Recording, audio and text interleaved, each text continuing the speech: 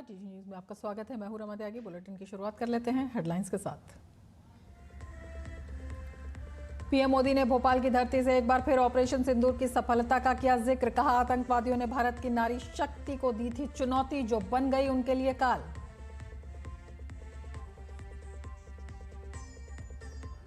प्रधानमंत्री ने अहिल्याबाई होलकर की 300वीं जयंती पर विशेष डाक टिकट और स्मारक सिक्के का किया विमोचन। दतिया और सतना हवाई अड्डों सहित कई विकास परियोजनाओं का किया उद्घाटन और शिलान्यास। इंदौर को दी मेट्रो की सौगात।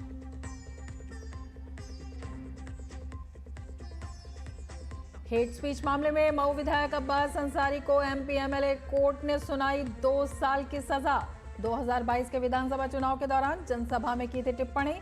विधानसभा सदस्यता पर लटकी तलवार।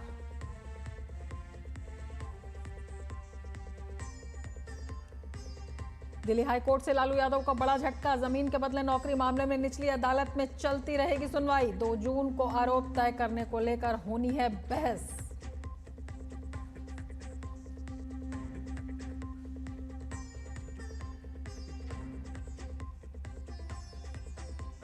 कृषि क्षेत्र में सुधार और विकास को बढ़ावा देने के लिए देश भर में विकसित कृषि संकल्प अभियान जारी। केंद्रीय मंत्री शिवराज सिंह चौहान ने कहा, वैज्ञानिकों ने पिछले 2 दिनों में 7 लाख से ज्यादा किसानों से किया संवाद।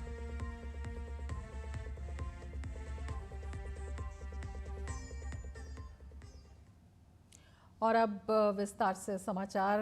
एमपी एमएलए कोर्ट ने हेट स्पीच मामले में अब्बास अंसारी को दोषी करार देते हुए 2 साल की सजा सुनाई है। कोर्ट ने चुनाव एजेंट मंसूर आलम को भी दोषी पाया है, जबकि अब्बास अंसारी के छोटे भाई उमर को बरी कर दिया है। अब्बास अंसारी ओम प्रकाश राजभर की सुहेलदेव भारतीय समाज पार्टी के विधायक हैं। विधानसभा चुनाव के दौरान अब्बास अंसारी ने हेट स्पीच का प्रयोग किया था। कोर्ट की सजा के ऐलान के बाद अब्बास की विधायकी पर भी खतरा मंडराना शुरू हो गया है।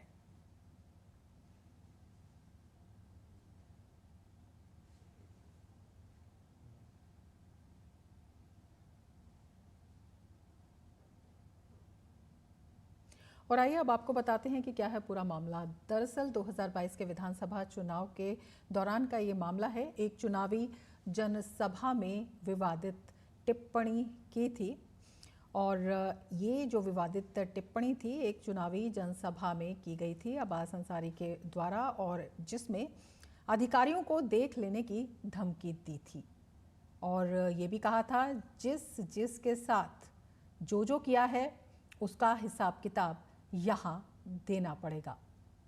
तो ये टिप्पणी की थी जिसमें कहा था जिसके साथ जो हुआ है वो हिसाब किताब देना पड़ेगा। बयान के बाद चुनाव आयोग ने त्वरित कार्रवाई की। तो त्वरित कार्रवाई हुई इस टिप्पणी पर। अब्बास अंसारी के 24 घंटे तक प्रचार पर रोक लगाई गई और काफ़ी सुर्खियों में रहा था ये पूरा मामला। 4 अप्रैल 2022 को तत्कालीन एसआई गंगाराम बिंद की शिकायत पर एफआईआर दर्ज की गई। इस मामले में अब्बास अंसारी, मंसूर अंसारी समेत 150 लोगों को इसमें आरोपी बनाया गया और जिसमें धमकी देने, षड्यंत्र रचने जैसी कई गंभीर धाराएं भी लगाई गई थीं।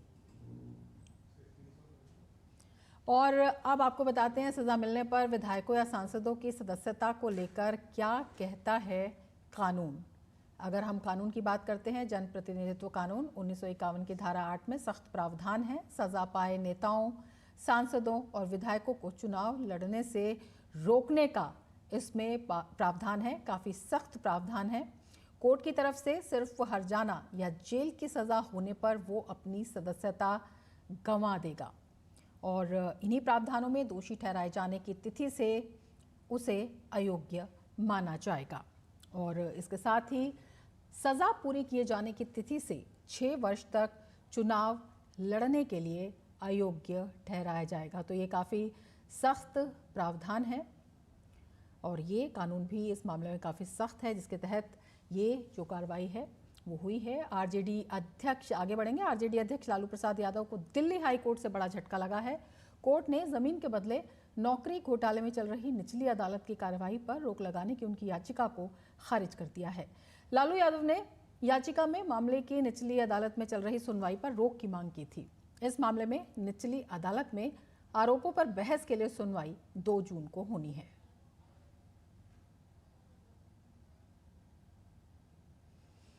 और आगे बढ़ते हैं। प्रधानमंत्री नरेंद्र मोदी ने लोकमाता देवी अहिल्याबाई होलकर की 300वीं जयंती के अवसर पर भोपाल में लोकमाता देवी अहिल्याबाई महिला सशक्तिकरण महासम्मेलन में हिस्सा लिया। पीएम मोदी ने लोकमाता देवी अहिल्याबाई को समर्पित एक स्मारक डाक टिकट और एक विशेष सिक्का भी जारी किया। 300 रुपये के सिक्के पर अहिल्याबाई होलकर का चित्र है। पीएम मोदी ने जनजातीय लोक और पारंपरिक कलाओं में योगदान के लिए डॉक्टर जयमती कश्यप को राष्ट्रीय देवी अहिल्याबाई पुरस्कार भी प्रदान किया।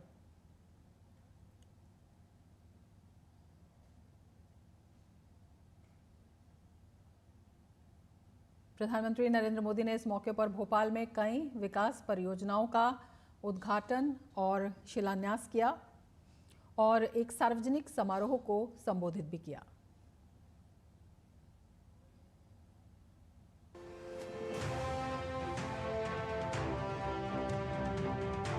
देवी अहिल्याबाई कहती थी कि शासन का सही अर्थ जनता की सेवा करना और उनके जीवन में सुधार लाना होता है। आज का कार्यक्रम उनकी इस सोच को आगे बढ़ाता है। इंदौर मेट्रो की शुरुआत हुई है। अब इंदौर की पहचान उसकी मेट्रो से भी होने जा रही है। यहां भोपाल में भी मेट्रो का काम तेजी से चल रहा है। मध्य प्रदेश में रेलवे के क्षेत्र में व्यापक काम हो रहा है। दतिया और सतना भी अब हवाई सेवा से जुड़ गए हैं। ये सभी प्रोजेक्ट मध्य प्रदेश में सुविधाएं बढ़ाएंगे, विकास को गति देंगे और रोजगार के अनेक नए अवसर बनाएंगे। अब मां पीताम्बरा, मां शारदा देवी और पवित्र चित्रकूट धाम के दर्शन करना और सुलभ हो जाएगा। भोपाल में प्रधानमंत्री को सुनने के बाद महिलाएं बेहद उत्साहित नजर आईं। डीडी न्यूज संवाददाता आदित्य श्रीवास्तव ने उनसे खास बातचीत की। प्रधानमंत्री नरेंद्र मोदी को भोपाल की महिलाओं ने सुना और ऑपरेशन सिंदूर के बाद एक बड़ा कार्यक्रम प्रधानमंत्री का जो है महिलाओं के लिहाज से अगर देखें तो वो भोपाल में हुआ। कुछ महिलाएं हमारे साथ मौजूद हैं, हाथों में तिरंगा लिए भी हैं। प्रधानमंत्री माननीय मोदी जी का जो हम मातृशक्ति के लिए जो उन्होंने किया है, सिंदूर के लिए जो उन्होंने आज पूरे देश को दिखा, पूरे राष्ट्र को दिखा दिया कि हम अपनी मातृशक्ति के लिए, एक सिंदूर के लिए कुछ भी कर सकते हैं। पाकिस्तान ने जो हरकत की थी उसका भी उन्होंने मुंहतोड़ जवाब दिया। लोकमाता अहिल्याबाई के जन्म जयंती पर उनने भोपाल में बहुत बड़ी बड़ी सौगातें दी हैं। जैसे उधर से अगर गोली आती है तो हम इधर से गोला देंगे, तो उन्होंने अगर छेड़ा है तो हम छोड़ेंगे नहीं। और उन्होंने अब सबने वो देख लिया है कि भारत की क्या ताकत है और क्या हिम्मत है। ये तमाम वो महिलाएं हैं जो प्रधानमंत्री के इस भाषण को सुनने के लिए यहाँ पहुंची थी, प्रधानमंत्री की एक झलक पाने को पहुंची थी और धन्यवाद कर रही थी प्रधानमंत्री को ऑपरेशन सिंदूर के लिए, उनके लिए किए गए कामों के लिए। कैमरामैन चंद्रमोहन के साथ आदित्य श्रीवास्तव, डीडी न्यूज भोपाल। प्रधानमंत्री नरेंद्र मोदी ने भोपाल में महिला सशक्तिकरण महासम्मेलन के दौरान संस्कृति मंत्रालय द्वारा लोकमाता अहिल्याबाई पर आधारित एक प्रदर्शनी का अवलोकन किया। संस्कृति मंत्रालय के सचिव विवेक अग्रवाल ने डीडी न्यूज से खास बातचीत में बताया कि इस प्रदर्शनी के जरिए लोकमाता के व्यक्तित्व और कृतित्व के साथ ही ये भी प्रदर्शित किया गया कि मोदी सरकार किस तरह अहिल्याबाई के बताए मार्ग पर काम कर रही है। संस्कृति मंत्रालय के द्वारा लोकमाता अहिल्याबाई की अगर बात की जाए तो उनके जीवन पर आधारित और उनके व्यक्तित्व और कृतित्व पर आधारित एक प्रदर्शनी जो है वो भोपाल में जम्बूरी मैदान पर लगाई गई थी। ये प्रदर्शनी बताती है कि किस तरीके से अहिल्याबाई का जीवन रहा है और महिलाओं के सशक्तिकरण को लेकर बात की जाए, उनके उत्थान को लेकर बात की जाए, अहिल्याबाई ने किस तरीके से इस दिशा में काम किया है। संस्कृति मंत्रालय के सचिव विवेक अग्रवाल जी हमारे साथ मौजूद हैं। प्रदर्शनी के माध्यम से जो हमने महारानी अहिल्याबाई के बचपन के जीवन से लेके उनके शासनकाल की जो उपलब्धियां हैं उसके बारे में इस प्रदर्शनी में बताया गया है। इसमें अगर आप सामने ही देखें तो महारानी अहिल्याबाई जब बहुत छोटी थी, 6 साल की थी, तो वो अपनी सहेलियों के साथ खेल रही थी और उस समय खेलते हुए उन्होंने छोटे छोटे मिट्टी के शिवलिंग बनाए और वहाँ पे जो लश्कर था मराठा सेना का वो आया, जिसमें बाजीराव पेशवा और मल्हारराव होलकर जी थे। और जब वो दोनों वहाँ पे आए तो पूरा चूंकि सेना थी तो सारी बच्चियाँ डर के भाग गई, बट अहिल्याबाई वहीं पे खड़ी रहीं और उन्होंने उनका सामना करते हुए जब उनको देखा तो मल्हारराव जी ने उससे पूछा कि बच्ची तुम इतनी निडर कैसे हो और तुम्हें डर नहीं लगता?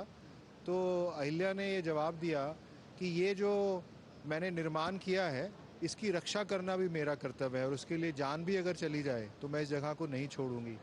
उनकी इस प्रेरणा को देखते हुए बाजीराव पेशवा ने कहा कि ये ऐसी बच्ची है जिसको परिवार में लेना चाहिए और उसके बाद मल्हारराव जी ने यह निर्णय किया कि इस बच्ची को मैं अपनी बहू बनाऊंगा। तो अगले 2 साल बाद ही 8 साल की आयु में जो महारानी अहिल्याबाई थीं उनका विवाह हुआ खांडेराव से, जो मल्हारराव जी के पुत्र थे। प्रतिभा को पहचाना और बचपन से ही उनको राजकाज की शिक्षा दी। तो न्याय शास्त्र की, इतिहास की, राजनीति की, युद्ध कौशल की उनको शिक्षा दी।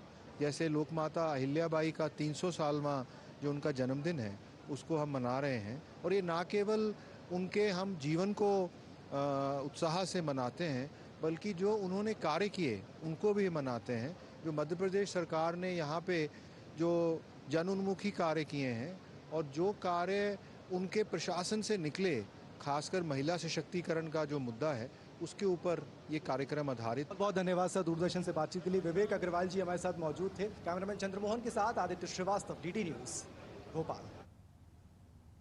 बुलेटिन में फिलहाल लेते हैं एक ब्रेक, आप देखते रहिए डीडी न्यूज।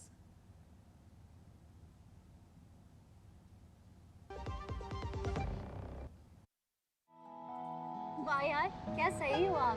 मेरा भी मन करता है कुछ करने का। मन करता है तो करो। घर की चीजों से टाइम ही नहीं मिलता और हूँ सिर्फ 10वीं पास। आप LIC की बीमा सखी योजना के साथ जुड़ सकती हो। मैं LIC एजेंट बन सकती हूँ? पूरी ट्रेनिंग भी मिलेगी, मंथली स्टाइपेंड भी मिलेगा। स्टाइपेंड भी? ऊपर से कमीशन अलग। LIC बीमा सखी योजना से जुड़ने के लिए अपनी नजदीकी LIC शाखा से संपर्क करें। LIC बीमा सखी योजना, अपनी शुरुआत अपने हिसाब से। मेरी पसंद, मेरी पसंद, मेरी पसंद, मेरी पसंद, हमारी पसंद, हम सबकी पसंद। मजबूत देश का मजबूत सरिया हो गया स्टील।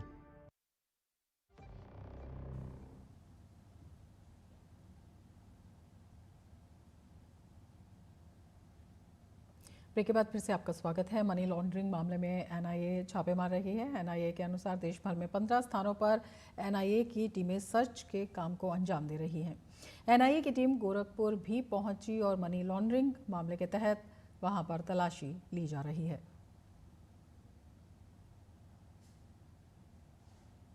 गोरखपुर में NIA की टीम ने बैंकॉक के बिजनेसमैन पन्नेलाल यादव के घर पर छापेमारी की है।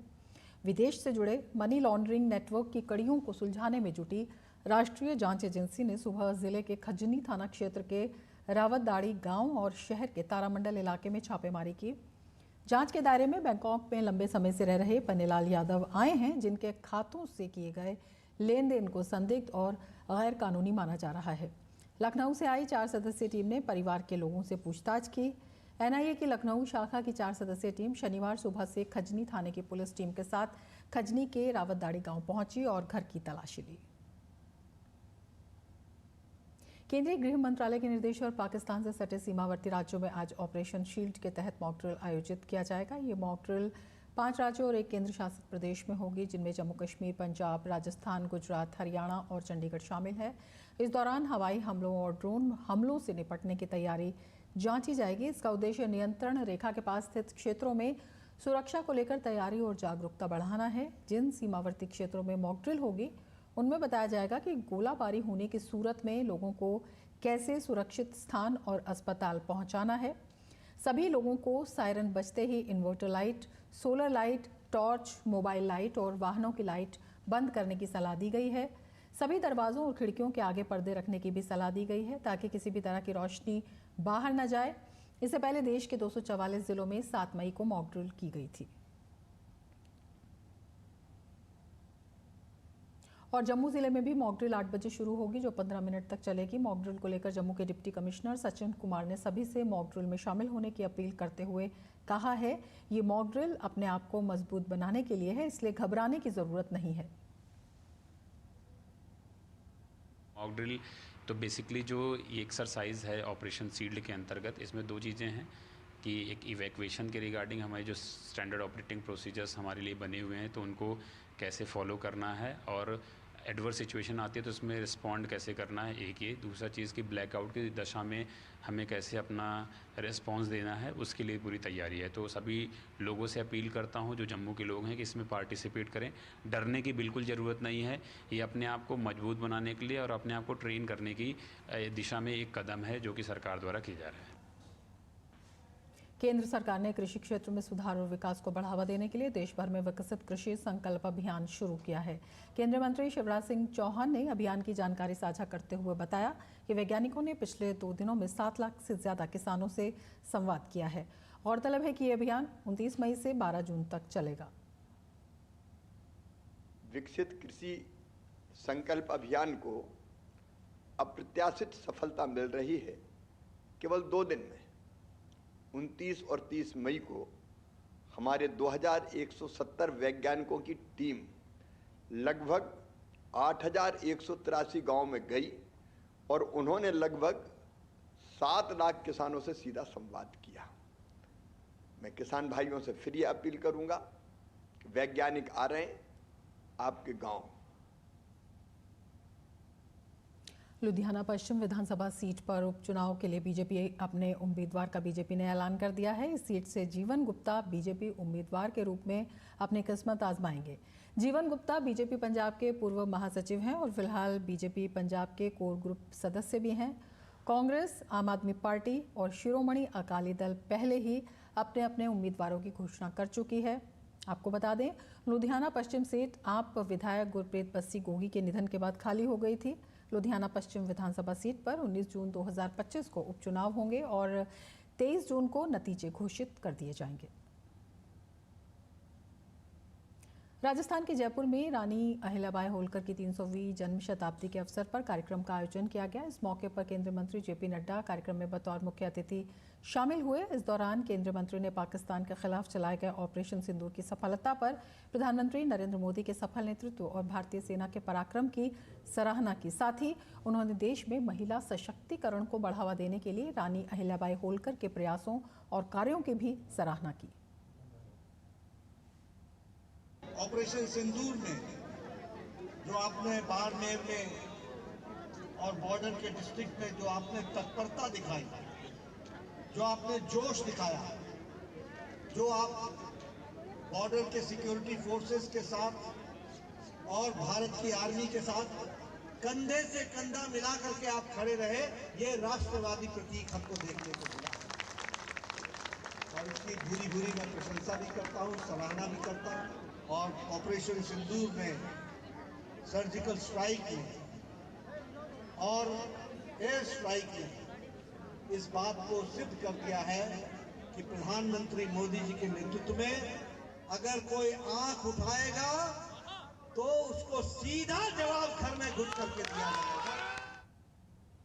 राजधानी दिल्ली में भाजपा के नेतृत्व वाली दिल्ली सरकार के 100 दिन पूरे होने पर 100 दिन सेवा के कार्यक्रम का आयोजन किया गया। जवाहरलाल नेहरू स्टेडियम में आयोजित कार्यक्रम में दिल्ली की मुख्यमंत्री रेखा गुप्ता ने हिस्सा लिया।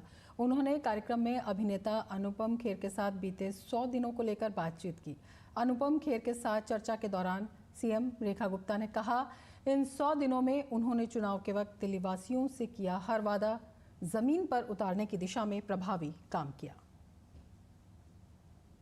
आज मैं, मेरा मंत्रिमंडल, हमारे विधायक, सभी जनप्रतिनिधि लगातार सड़कों पे लोगों के बीच में रह के काम करते हैं। आज हम वो लोग नहीं हैं जो शीश महल की अरबों रुपए की प्रॉपर्टी के बीच में घर बना के बैठ गए और लाखों रुपए के पर्दे हमने ढांप लिए और सामने टीवी पे केवल अपनी स्पॉन्सर्ड की हुई न्यूज़ देखते हैं। हम जाते हैं कड़ी धूप में, आंधी में, तूफान में, जाके वहाँ खड़े होते हैं, लोगों के बीच में महसूस करते हैं कि वो क्या फील कर रहे हैं, उनकी समस्या क्या है, हमें काम क्या करना है। और एक एक क्षण जो इन 100 दिनों का है, मैं आपको विश्वास के साथ कह सकती हूँ, जनता के हित में और ऐसी नीतियां बनाने में हमारा समय लगा है जो दिल्ली की बेहतरी के लिए हो। आज विश्व तंबाकू निषेध दिवस मनाया जा रहा है। इस दिन को मनाने का उद्देश्य तंबाकू के उपयोग के खतरों के बारे में लोगों को जागरूक करना है। इस वर्ष विश्व तंबाकू निषेध दिवस की थीम है अपील को उजागर करना, तंबाकू और निकोटीन उत्पादों पर उद्योग की रणनीति को उजागर करना। भारत में तंबाकू का इस्तेमाल एक गंभीर स्वास्थ्य समस्या है। तंबाकू के सेवन से 11 तरह का कैंसर होता है। युवाओं में तंबाकू की बढ़ती लत एक गंभीर समस्या है। देखिए ये खास रिपोर्ट।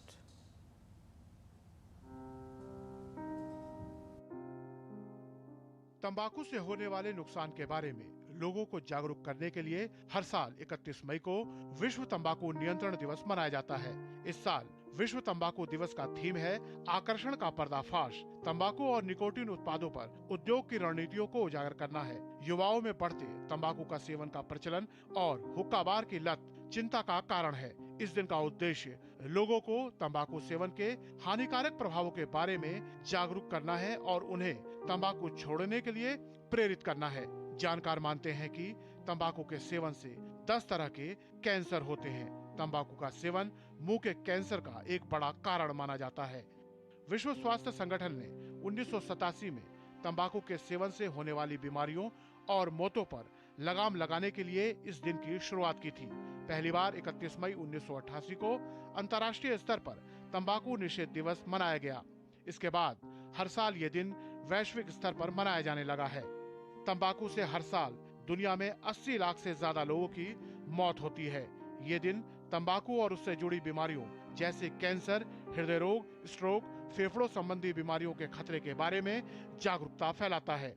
खासकर ये दिन युवाओं और बच्चों को तंबाकू से दूर रहने का संदेश देता है। तंबाकू के सेवन से फेफड़ों, मुंह, गले, पेट का कैंसर होने की आशंका रहती है। दिल की बीमारियां हो सकती हैं, सांस की समस्या हो सकती है। तंबाकू के सेवन से पुरुषों और महिलाओं में प्रजनन समस्याएं हो सकती हैं। समय से पहले मौत का खतरा रहता है। जाहिर है जागरूकता से ही तंबाकू के सेवन पर नियंत्रण किया जा सकता है। दिल्ली से डीडी न्यूज के लिए नितेंद्र सिंह की रिपोर्ट। विश्व तंबाकू निषेध दिवस पर दिल्ली विधानसभा के अध्यक्ष विजेंद्र गुप्ता ने walk for life with tobacco कार्यक्रम का नेतृत्व किया।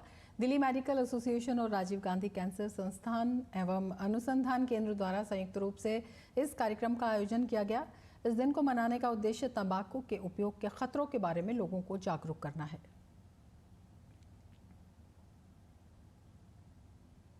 योग स्वस्थ जीवन का आधार है। 21 जून को अंतर्राष्ट्रीय योग दिवस है। देखिए पाचन को बेहतर करने के लिए उपयोगी योगासन।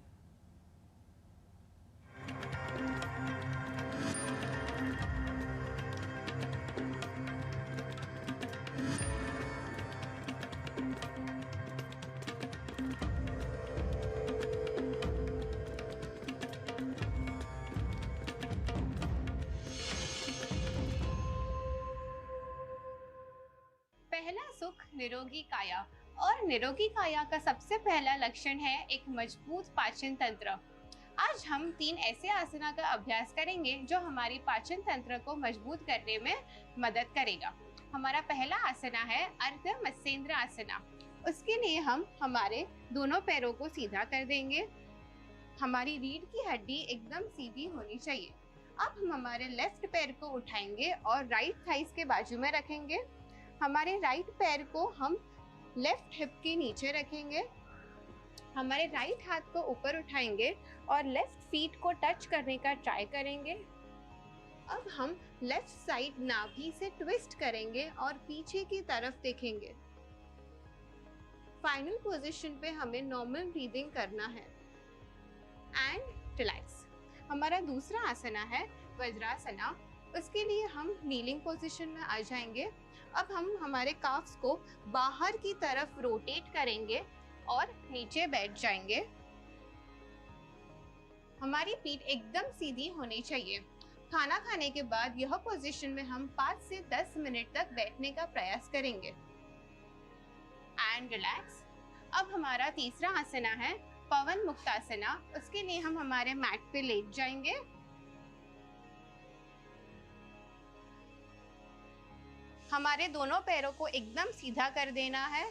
अब हम हमारे राइट पैर को उठाएंगे और उंगलियों को इंटरलॉक करते हुए पेट की तरफ प्रेस करने का ट्राई करेंगे।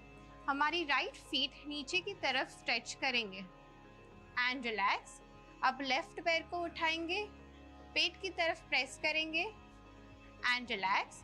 अब हम हमारे दोनों पैरों को उठाएंगे और पेट की तरफ प्रेस करेंगे। यह पोजीशन में 10 सेकेंड्स तक होल्ड करने का प्रयास करना है एंड रिलैक्स।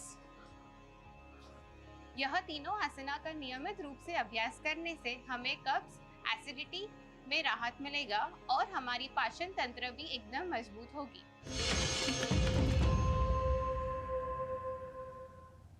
इसके साथ ही इस बुलेटिन में फिलहाल इतना ही। नमस्कार।